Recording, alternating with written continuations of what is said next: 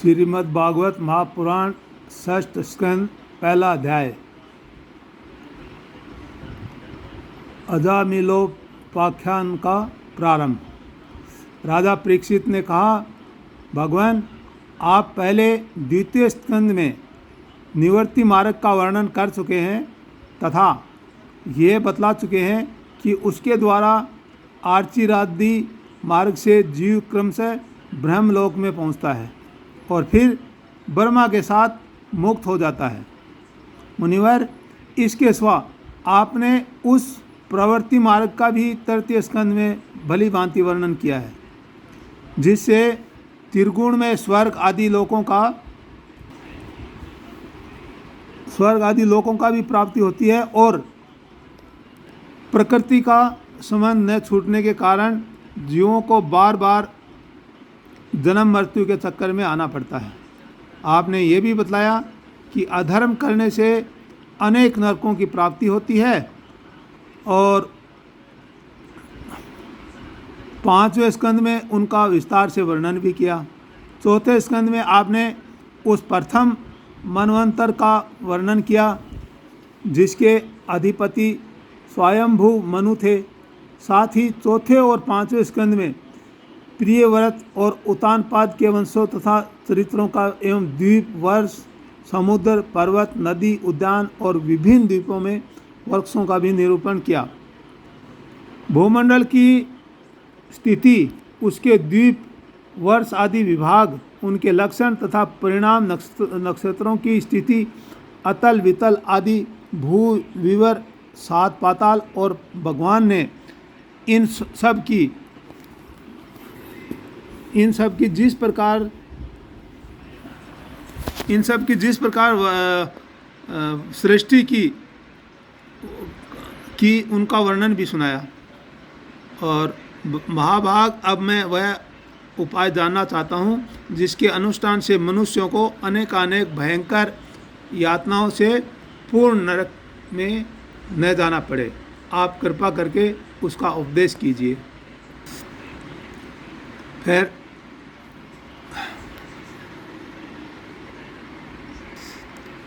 सुखदेव जी ने कहा, मनुष्य मन, वाणी और शरीर से पाप करता है। यदि वह उन पापों का इसी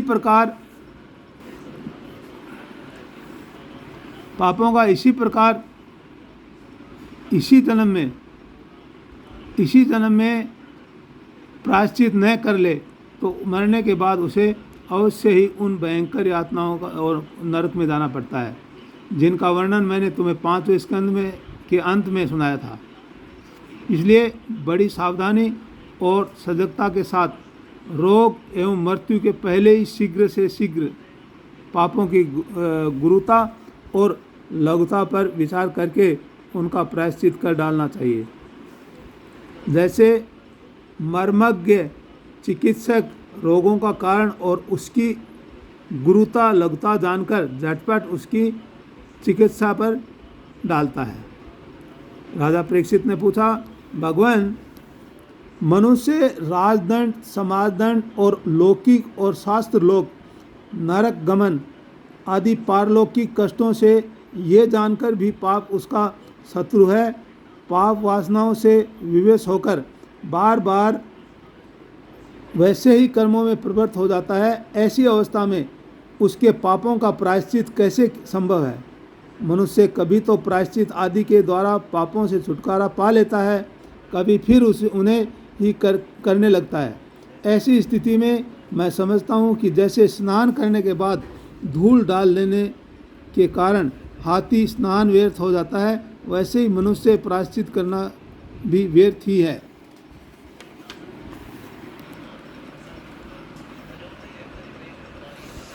फिर सुखदेव जी ने कहा कि वस्तुतः कर्म के द्वारा ही कर्म का निर्बीज नाश नहीं होता, क्योंकि कर्म का अधिकारी अज्ञानी है। अज्ञान रहते पाप वासनाएं सर्वथा नहीं मिट सकती।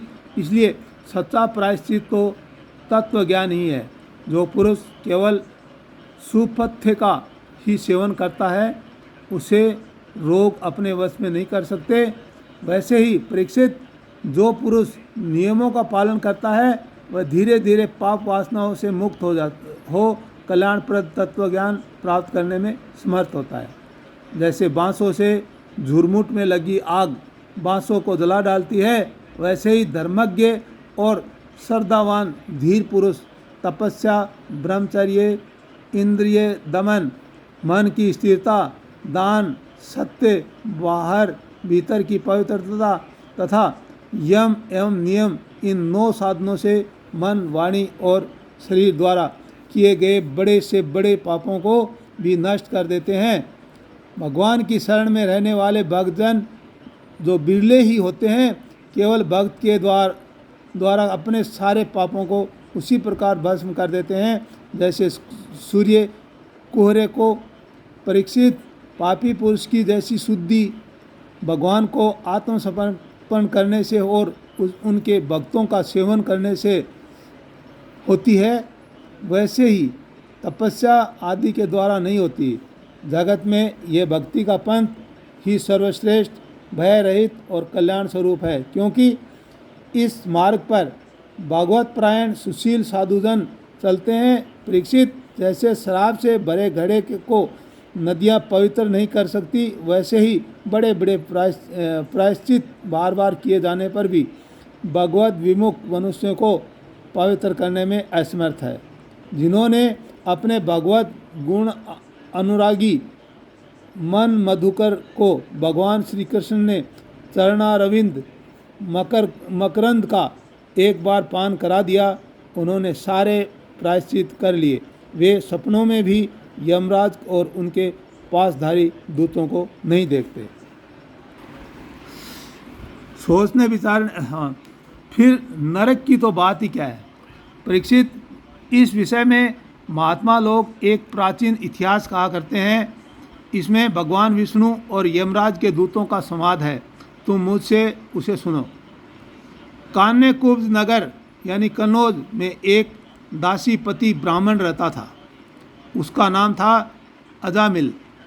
दासी के संसर्ग से दूषित होने के कारण उसका सदाचार नष्ट हो चुका था। वह पतित कभी बटोहियों को बांधकर उन्हें लूट लेता, कभी लोगों को जुए में छल से हरा देता, किसी का धन धोखाधड़ी से ले लेता तो किसी का चुरा लेता। इस प्रकार अत्यंत निंदनीय वर्ती का आश्रय लेकर वह अपने कुटुंब का पेट भरता था और दूसरे प्राणियों को बहुत ही सताता था। परीक्षित, इसी प्रकार वह वहाँ रहकर दासी के बच्चों का लालन पालन करता रहा। इस प्रकार उसकी आयु का बहुत बड़ा भाग 88 वर्ष बीत गए। बूढ़े अजामिल के 10 पुत्र थे। उनमें सबसे छोटे का नाम था नारायण। माँ बाप उससे बहुत प्यार करते थे। वृद्ध अजामिल ने अत्यंत मोह के कारण अपना संपूर्ण हृदय अपने बच्चे नारायण को सौंप दिया था। वह अपने बच्चे की तोतली बोली सुनकर तथा बाल सुलभ खेल देख देख कर फुला नहीं समाता था। अजामिल बालक ने स्नेह बंधन में बंध गया अजामिल बालक के स्नेह बंधन में बंध गया था। जब वह खाता तब उसे भी खिलाता, जब पानी पीता तो उसे भी पिलाता। इस प्रकार वह अति से मूड को हो गया था। उसे इस बालक का पता ही नहीं चला कि मृत्यु मेरे सिर पर आ पहुंची है। वह मूर्ख इस प्रकार अपना जीवन बिता रहा था कि मृत्यु का समय आ पहुंचा। अब वह अपने पुत्र बालक नारायण के संबंध में ही सोचने विचारने लगा। इतने में ही अजामिल ने देखा कि उसे ले जाने के लिए अत्यंत भयावह 3 यमदूत आए। उनके हाथों में फांसी है, मुंह टेढ़े मेढ़े हैं और शरीर के रोए खड़े हैं। उस समय बालक नारायण वहाँ से कुछ दूरी पर खेल रहा था। यमदूतों को देखकर अजामिल अत्यंत व्याकुल हो गया और उसने बहुत ऊंचे स्वर में पुकारा, नारायण। भगवान के पार्षदों ने देखा कि ये मरते समय हमारे स्वामी भगवान नारायण का नाम ले रहा है, उनके नाम का कीर्तन कर रहा है। अतः वे बड़े वेग से झटपट वहाँ आ पहुँचे। उस समय यमराज के दूत दासीपति अजामिल के शरीर में से उसके सूक्ष्म शरीर को खींच रहे थे। विष्णुदूतों ने उन्हें बलपूर्वक रोक दिया। उनके रोकने पर यमराज के दूतों ने उनसे कहा, अरे धर्मराज जी की आज्ञा का निषेध करने वाले तुम लोग कौन हो? तुम किसके दूत हो? कहाँ से आए हो? और इसे ले जाने में क्यों रोक रहे हो? क्या तुमको कोई देवता, उपदेवता अथवा सिद्ध श्रेष्ठ हो? हम देखते हैं कि तुम सब लोगों के नेत्र कमल दल के समान कोमलता से भरे हैं। तुम पीले पीले रेशमी वस्त्र पहने हो, तुम्हारे सिर पर मुकुट, कानों में कुंडल और गले में कमल हार लहरा रहे हैं। सबकी नई अवस्था, सुंदर सुंदर चार भुजाएं और सभी के कर कमलों में धनुष, तरकस, तलवार, गदा, शंख, चक्र, कमल आदि सुशोभित हैं। तुम लोगों की अंग कांति से दिशाओं का अंधकार और प्राकृत प्रकाश भी दूर हो रहा है। हम धर्मराज के सेवक हैं, हमें तुम लोग क्यों रोक रहे हो? तो सुखदेव जी कहते हैं, परीक्षित, जब यमदूतों ने इस प्रकार कहा तब भगवान नारायण के आज्ञाकारी पार्षदों ने हंसकर मेघ के समान गंभीर वाणी से उसके प्रति यूँ कहा। भगवान के पार्षदों ने कहा, यमदूतों, यदि तुम लोग सचमुच धर्मराज के आज्ञाकारी हो तो हमें धर्म का लक्षण और धर्म का तत्व सुनाओ। दंड किस प्रकार दिया जाता है? दंड का पात्र कौन है? मनुष्यों में सभी पापाचारी दंडनीय है अथवा उनमें से कुछ ही है? यमदूतों ने कहा, वेदों ने जिस कर्मों का विधान किया है वे धर्म है और जिनका निषेध किया है वे अधर्म है। वेद स्वयं भगवान के स्वरूप हैं, वे उनके स्वाभिमान, श्वास, प्रवास एवं स्वयं प्रकाश ज्ञान है, ऐसा हमने सुना है। जगत के रजो में, सत्व में और तमो में सभी पदार्थ, सभी प्राणी अपने परम आश्रय भगवान में ही स्थित रहते हैं। वेद ही उनके गुण, नाम, कर्म और रूप आदि के अनुसार उनका यथोचित विभाजन करते हैं। जीव शरीर अथवा मनोवृत्तियों से जितने कर्म करता है उसका साक्षी रहते हैं। सूर्य, अग्नि, आकाश, वायु, इंद्रियां, चंद्रमा, संध्या, रात, दिन, दिशाएं, जल, पृथ्वी, काल और धर्म, इनके द्वारा अधर्म का पता चल जाता है और तब दंड के पात्र का निर्णय होता है। पाप कर्म करने वाले सभी मनुष्य अपने अपने कर्मों के अनुसार दंडनीय होते हैं। निष्पाप पुरुषों, जो प्राणी कर्म करते हैं उनका गुणों से संबंध रहता ही है, इसलिए सभी से कुछ पाप हैं, सब कुछ पुण्य होते ही हैं और देहवान होकर कोई भी पुरुष कर्म किए बिना रह ही नहीं सकता। इस लोक में जो मनुष्य जिस प्रकार का और जितना अधर्म या धर्म करता है वह परलोक में उसका उतना ही वैसा ही फल भोगता है। देव श्रोमणियों, सत्व, रज और तम, इन तीन गुणों के भेद के कारण इस लोक में भी तीन प्रकार के प्राणी दिखते हैं। पुण्य आत्मा, पाप आत्मा और पुण्य पाप दोनों से युक्त अथवा सुखी दुखी और सुख दुख दोनों से युक्त। वैसे ही परलोक में भी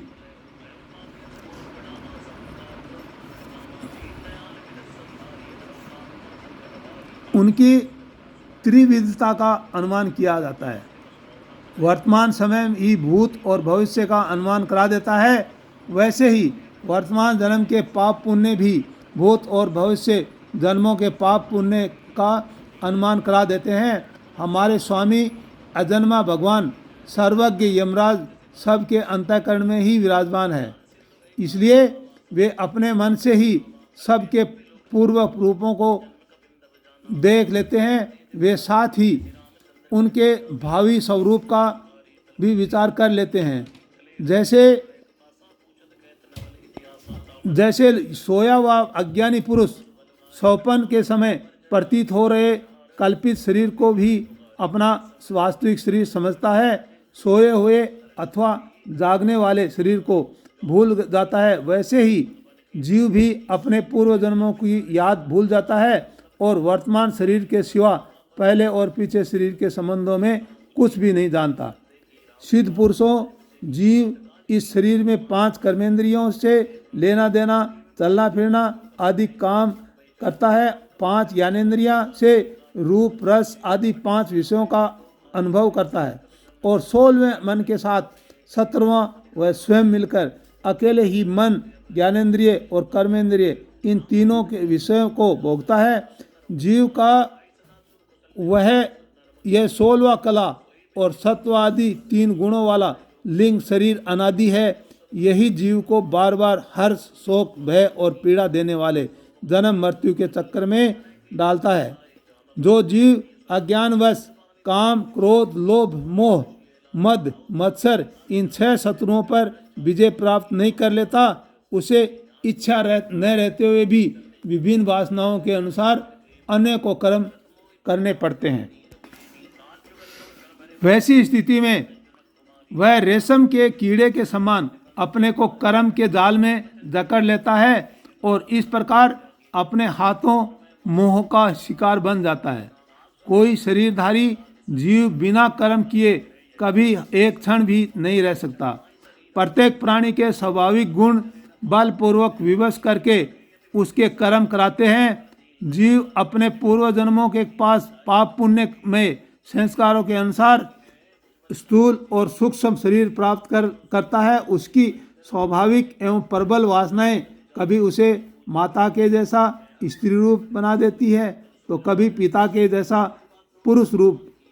प्रकृति का संसर्ग होने से ही पुरुष अपने को अपने वास्तविक स्वरूप के विपरीत लिंग शरीर मान बैठा है। यह विपर्य भगवान के भजन से शीघ्र ही दूर हो जाता है। देवताओं, आप जानते ही हो कि यह अजामिल बड़ा शास्त्रज्ञ था। शील, सदाचार और सद्गुणों का तो यह खजाना ही था। ब्रह्मचारी, विनयी, जितेंद्रिय, सत्यनिष्ठ, मंत्रवेता और पवित्र भी था। इसने गुरु, अग्नि, अतिथि और वृद्ध पुरुषों की सेवा की थी। अहंकार तो इसमें था ही नहीं। यह समस्त प्राणियों का हित चाहने वाला था, उपकार करता था उनका, आवश्यकता के अनुसार ही बोलता और किसी के गुणों में दोष नहीं ढूंढता था। एक दिन यह ब्राह्मण अपने पिता के आदेशानुसार वन में गया और वहाँ से फल फूल, समिधा तथा कुश लेकर घर के लिए लौटा। लौटते समय इसने देखा कि एक भ्रष्ट शूद्र जो बहुत कामी और निर्लज्ज है, शराब पीकर किसी वेश्या के साथ विहार कर रहा है। वेश्या भी शराब पीकर मतवाली हो रही है। नशे के कारण उसकी आंखें नाच रही है। वह अर्धनग्न अवस्था हो रही है। वह शूद्र उस वेश्या के साथ कभी गाता, कभी हंसता और कभी तरह तरह की चेष्टाएं करके उसे प्रसन्न करता। निष्पाप पुरुषों, शूद्र की भावनाओं में अंगराग आदि काम और दीपक वस्तुएं लगी हुई थी और वह उनसे उस कुलटा का आलिंगन कर रहा था। अजामिल उन्हें इस अवस्था में देखकर सहसा मोहित और काम के वश में हो गया। यद्यपि अजामिल ने अपने धैर्य और ज्ञान के अनुसार अपने काम वेग से विचलित मन को रोकने की बहुत चेष्टाएं की, परंतु पूरी शक्ति लगा देने पर भी वह अपने मन को रोकने में असमर्थ रहा। उससे वेश्या को निमित्त बनाकर काम पिशाच ने अजामिल के मन को ग्रास लिया। उसकी सदाचार और शास्त्र संबंधी चेतना नष्ट हो गई। अब वह मन ही मन उसी वेश्या का चिंतन करने लगा और अपने धर्म के विमुख हो गया। अजमिल सुंदर सुंदर वस्त्र, आभूषण आदि वस्तुएं जिनसे वह प्रसन्न होती ले आता, यहाँ तक कि उसने अपने पिता की सारी संपत्ति देखकर भी उसी कुलटा को रिझाया। ये ब्राह्मण उसी प्रकार की चेष्टा करता जिससे वह वैसा प्रसन्न हो। जिस स्वच्छंद चारणी कुलटा की तिरछी चितवन से ने इसके मन को ऐसा लुभा लिया कि उसने अपनी कुलीन नवयुवती और विवाहिता पत्नी का परित्याग कर दिया। इसके पाप की भी भला कोई सीमा है? ये कुबुद्धि न्याय से, अन्याय से, जैसे भी जहाँ कहीं भी धन मिलता वहीं से उठा लेता, उस वेश्या के बड़े कुटुंब का पालन करने में ही ये व्यस्त रहता। इस पापी ने शास्त्र आज्ञा का उल्लंघन करके स्वच्छंद आचरण किया। यह सत्पुरुषों के द्वारा निंदित है। इसने बहुत दिनों तक वेश्या के मल सम्मान अपवित्र अन्न से अपना जीवन व्यतीत किया। उसका सारा जीवन ही पापमय है। इसने अब तक अपने पापों का कोई प्रायश्चित भी नहीं किया। इसलिए अब हम इसे पापी को दंड पानी भगवान यमराज के पास ले जाएंगे। वहाँ ये अपने पापों का दंड भोग कर शुद्ध हो जाएगा।